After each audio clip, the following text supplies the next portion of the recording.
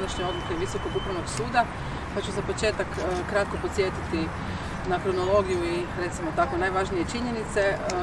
Dakle, kao što znate, u prosincu prošle godine Gradska skupština donijela je odluku kojom je izmijenjena odluka koja regulira novčanu pomoć roditeljima odgojiteljima. Tada smo istaknuli glavne razloge zašto je ta izmjena potrebna.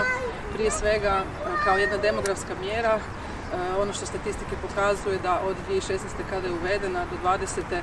broj živorođene djece godišnje u Zagrebu je pao, tako da smo argumentirali da svoj temeljni cilj mjera ne postiže. Drugo, izuzetno važno, od 2016. do 2021. na mjeru je utrošeno 1,8 milijardi kuna. To je doista velik iznos za bilo koji proračun. U tim godinama od kada je uvedena rasla je doista značajno, dakle izdvajanja za tu mjeru. 2016. kada je krenulo bilo je oko 20 milijuna kuna, prošle godine već 520 milijuna kuna.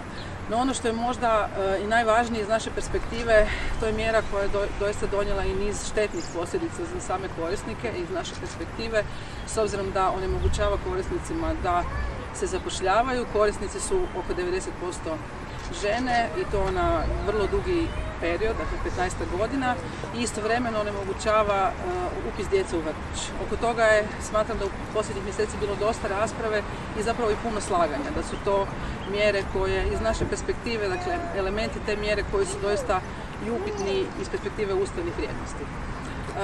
Ono što je dakle namjera zapravo ove izmjene bila da napravimo značajan zaokret u politici gradskoj i da kažemo da se ovakvi iznosi trebaju usmjeriti na način da od njih imaju koristi svi roditelji i sva djeca u gradu Zagrebu.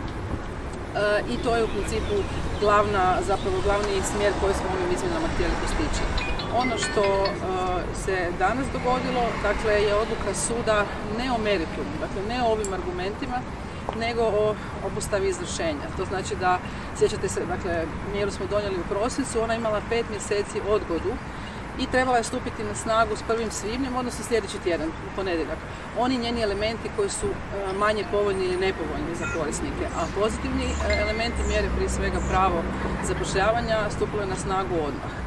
Ono što se sada ovom odlukom dogodilo je obustava izvršenja, odnosno period jedne neizvjesnosti i za grad Zagreb s jedne strane, s obzirom na činjenicu da obustavom izvršenja moramo ispunjavati odluku u njenom starom obliku, s druge strane i neizvjesnost za same korisnike s obzirom na to hoće li mjera biti proglašena zakonitom ili ne.